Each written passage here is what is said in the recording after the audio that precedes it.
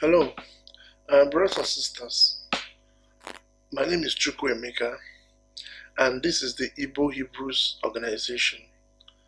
This is the Igbo people in Nigeria who have realized that the Igbo people, whether you're in Nigeria, whether you've been sold as a slave to the Americas or any part of the world, or whether you're in diaspora, the Igbo people are the Hebrews of the Bible.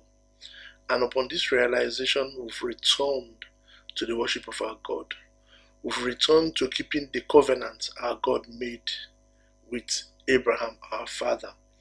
That means that we've left Christianity, we've left Judaism, we've abandoned Islam, and we have returned to the worship of the one true God of the Bible, which is a religion that we call Hebrewism. Okay, today's Sabbath lesson, we're going to talk about death, heaven, and hell. Usually, the Christian churches teach our people that when somebody dies, the person will be catapulted to God, to the presence of God, and the person will be judged. And if the person has done well, the person will go to heaven. If the person has done bad, the person will go to hell. And the Catholics actually teach that if the person has done just a small evil, the person will go to purgatory and stay for a few time, or depending on the amount of prayer and how much money his relations give the church, the person will now go to heaven. All this is just deception. It's just stupidity and deception. Because the Bible was very clear on what this phenomenon is. The Bible was very clear about death. The scriptures was very clear about heaven and about hell. So today we'll be doing that teaching to our people, for those who care to listen, to understand the biblical perspective of these three phenomena. We may, depending on the length of this video, we may divide it into 2 or 3 parts. May the Most High bless you as you sort these teachings out, and bear with us on the production quality of this video. Making videos from Africa, you don't get the best quality most times. Okay, we're going to start with the phenomenon called death. Now, what is death? What does the Bible say about death? Let me explain these three phenomena before we go into teaching it according to what the Bible says. You see, when somebody dies, the person is immediately gathered up to his ancestors. It doesn't matter who the ancestors are.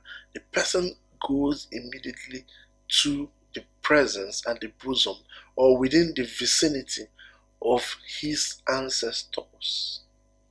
That is what death means. The Bible was very consistent in naming that death means being gathered up to your ancestors, being gathered to your fathers. That's what death is. Now, when somebody dies, the person does not go to heaven or hell. The person waits. The person is gathered up to his ancestors in a waiting room, kind of a holding place where they wait for the day of judgment. The day of judgment has not come. So nobody is being sent to heaven or hell. You are sent to the bosom of your ancestors in a holding place, a waiting room where you wait for the day of judgment.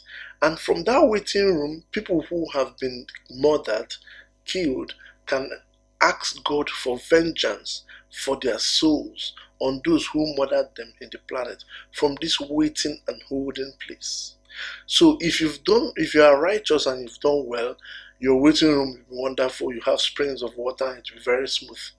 If you've done evil, whether you've been punished or not on the planet, your waiting room will be filled with torment, and there will be a huge gulf between the waiting room of the righteous and the waiting room of the evildoers. All this thing is explained in scripture. And so let's go to the scriptures to see the backing of this. Okay, brothers and sisters, we begin with the book of Genesis. In the book of Genesis, chapter 15, verse 15, the Most High, the eternal King of glory, Aya Asha Aya, was having a conversation with our father Abraham, and he told Abraham that he would die at a ripe old age. He didn't say, oh, you are going to die and come to heaven and stay with me and we're going to, groove. No. He said, you will be gathered to your fathers. Brothers and sisters, remember, Abraham's father, Terah, his grandfather, Nahor, were both pagans of the Chaldeans. They worshipped a false god. And yet, the Most High told him that when he dies, he will be gathered to his father. It doesn't mean that the destination of Abraham after the judgment and those of his father after the judgment will be the same. No. It means clearly that death means being gathered to your ancestors. Let's look at it here. Genesis chapter 15, verse 15. It says, and thou shalt go to thy fathers in peace. Thou shalt be buried in a good old age. Okay, now let's again go to the book of Genesis chapter 25. In verse 17, the son of Abraham, Ishmael. Ishmael is the one people call Ishmael, but we don't call him Ishmael because that's not his Hebrew name. His Hebrew name is Ishmael. When he died, the scripture said in Genesis chapter 25 that he was gathered to his fathers. Now, let's keep going. We'll go to Genesis chapter 35. In verse 29, our father Jacob died. When Jacob died, the scripture said he was gathered to his fathers. Okay, that's Genesis chapter 35 verse 29, when Jacob died. We see the same thing again in Numbers chapter 20 verse 24, when Aaron died. The Most High said Aaron was not going to see the promised land, and Aaron died there in the desert and was gathered to his fathers.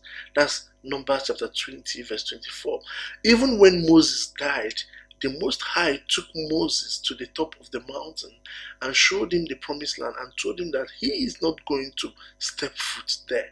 However, he will see it. And he saw it, and he died and was, again, you guessed it, gathered to his fathers. This can be seen in the book of Deuteronomy chapter 33 in verse 50. Okay, so when Moses died, he was gathered to his fathers.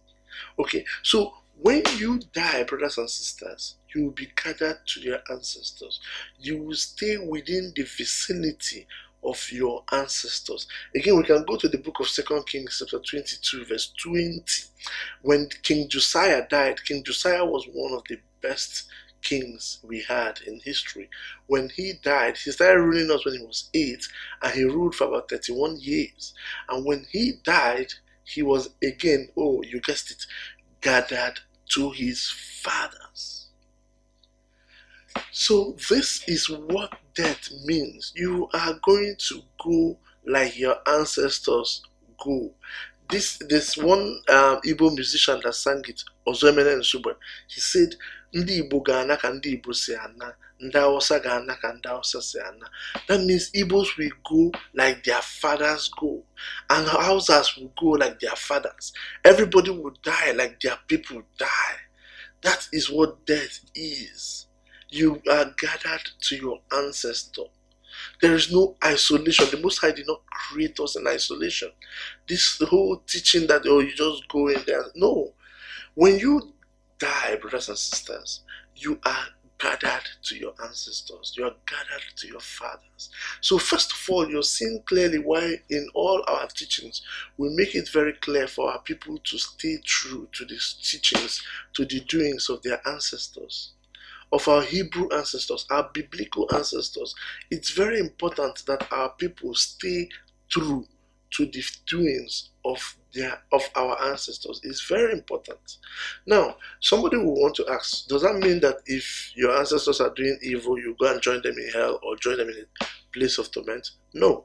You see, when you are gathered to your fathers, when you pass on from this world and your soul is gathered to your fathers, what that means is that if you've done right, you will be in the bosom of your father in nourishment and you will have peace. But if you've done wrong, you will still be within the vicinity of your ancestors, but you will be with those who've done wrong of your lineage, but in a place of torment. You can speak to your ancestors who've done right in a place of comfort, but you can't come over to them. And let's see this in the scriptures. In the book of Luke, again, I don't like quoting New Testament, but it's still there. Let's just use it to explain here. In the book of Luke, chapter 16, from verse 19, we are told the story of the rich man and Lazarus. Now, the rich man was a Hebrew. Lazarus was a Hebrew as well. Now, they were both on the planet, on the earth, living their lives. However, Lazarus did well in the sight of the Most High. The rich man did not. When the two of them died, they were both gathered to Abraham, who was the ancestor of the Hebrews. Okay? When the two of them died, they were both gathered within the vicinity of Abraham. However, Lazarus was with Abraham in the place of comfort. Okay? So he said, this is the book of Luke, chapter 16, in verse 23. The rich man lifted his eyes and saw Lazarus in the bosom of Abraham. Okay, so Lazarus was with Abraham in the place of comfort. The rich man, on the other hand, was in the place of torment. Within the sight of Abraham, Abraham was still close to him. They can still talk, because the rich man cried out to his father Abraham and said, please bring me water. Tell Lazarus to bring me water. Okay, so he can still see his ancestor, but he is in the wrong place, the place where he cannot come close. He is in the place of torment. That is what it is. And we'll be showing you this place of torment, this place of comfort. It is clearly stated in the scripture. So first of all, brothers and sisters, what I want you to understand, that when you died, you're gathered to your ancestors. You're within the vicinity of your ancestors. That's the number one step. Now, if you've done right, you will stay in a place where there's comfort and rest, under the shadows of your ancestors. If you've done wrong, you will stay in the place where there's torment, still within the vicinity of your ancestors. That is what death means, brothers and sisters. Now let's go over to teaching about heaven and about hell, and try to explain what this waiting room we talked about is, where you wait within the vicinity of your ancestors. Let's try to explain that.